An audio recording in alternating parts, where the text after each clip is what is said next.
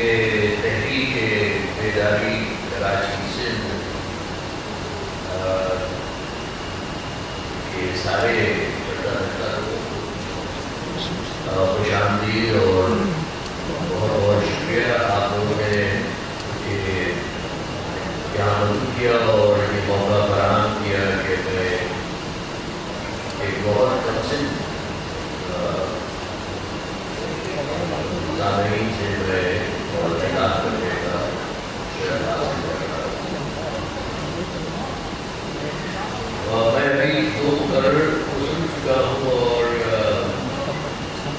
मेरे जहन में एक शेर उभरा और वो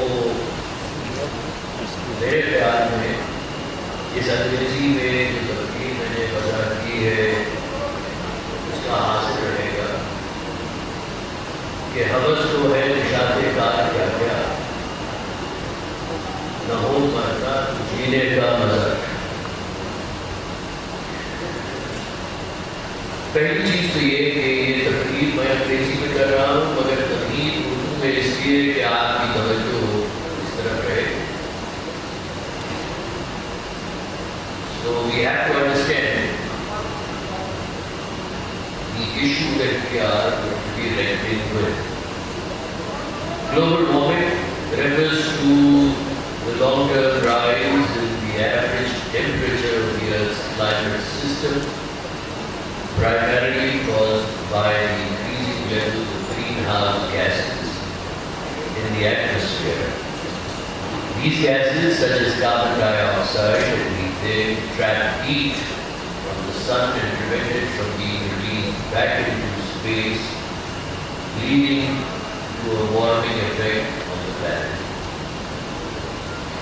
Some of the main causes of global warming include burning of fossil fuels such as coal, oil and gas, deforestation and land use changes, agriculture and livestock production patterns, industrial processes and transportation. And these effects, the effects of global warming are widespread and varied, including rising sea levels and melting of glaciers and polar ice caps, more frequent and severe heat waves, droughts and storms, changes in precipitation patterns and weather extremes, impact on ecosystems and biodiversity and human health. अब ये तो आपकी वजूहात है और उसका नताइज में जो हो रहा है हम लोगों के साथ वो मैंने आपसे बयान किया।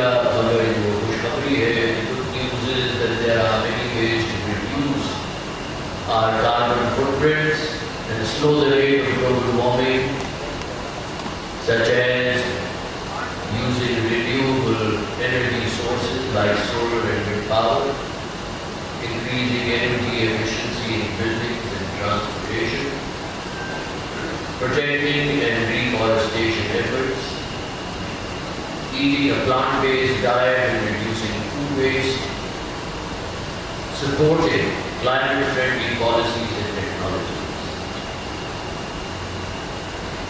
ये इसका हाल है। पाकिस्तान का जहाँ तक ताल्लुक है तो Pakistan is vulnerable to the impacts of global warming, including extreme weather events, water scarcity and heat waves. And to avert the effects of global warming, Pakistan can take the following measures. Number 1, transition to renewable energy sources like solar and wind power. Number 2, increase energy efficiency in buildings and industries. Number 3, promote sustainable agricultural practice and reduce synthetic fertilizer use. Number 4, protect and restore natural carbon sinks like forests and wetlands. 5, implement water conservation measures and improve water infrastructure. 6, develop and implement climate resilient infrastructure and urban planning. 7. Support climate change, research, education and awareness. 8. Encourage sustainable transportation like electric vehicles and public transport. 9. Implement policies and regulations to reduce greenhouse gas emissions. 10. Collaborate with international communities to access climate finance and technology. Some initiatives already underway in Pakistan include the Pakistan Renewable Energy Policy 2019, the National Climate Change Policy 2013, the Green Pakistan Program, the Pakistan Council on Climate Change, the Renewable Energy Development Sector Investment Program. By taking these steps, Pakistan can reduce its carbon footprint, enhance resilience and protect its people and economy from the impacts of global warming. This is insofar as Pakistan is concerned. The world.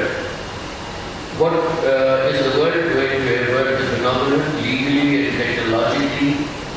Is something which the young crowd might be interested to understand and acknowledge. Legally, Paris Agreement 2015, countries agree to limit warming to well below 2 centigrades and pursue efforts to limit it to 1.5 centigrades. United Nations Framework Convention on Climate Change, UNFCCC, encourages countries to reduce greenhouse gas emissions.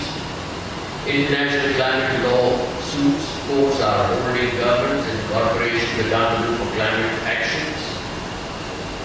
Carbon pricing implementation, carbon taxes or cap and pay systems to incentivize the emission reduction.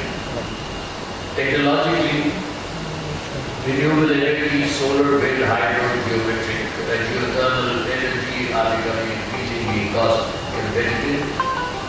Energy storage, advancement in batteries and other technologies enable greater renewable energy integration. Electric vehicles, EVs, are gaining popularity, reducing transportation emissions. Carbon capture and storage technology and capture of CO2 emissions from power plants and industrial processes. Number 5, climate resilient infrastructure, designing infrastructure to withstand extreme weather events.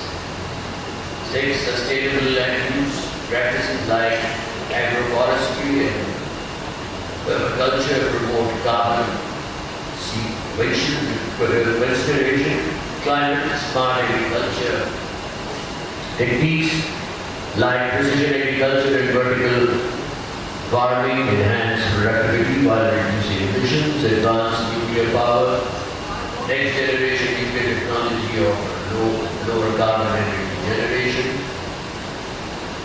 Carbon mineralization, transformation of CO2 into stable solid mineral through chemical reactions. And number 10, climate tech innovation, startups and research institutions that are developing new solutions to combat climate change. While the legal and technological efforts are being made both in Pakistan and the world, the religious dimension cannot be ignored. And the religious dimension is what I started my speech with for the public, that this particular phenomenon is not God-made, it is man-made. And therefore, if it is man-made, we have to rectify ourselves to adopt the right course, and there is no better course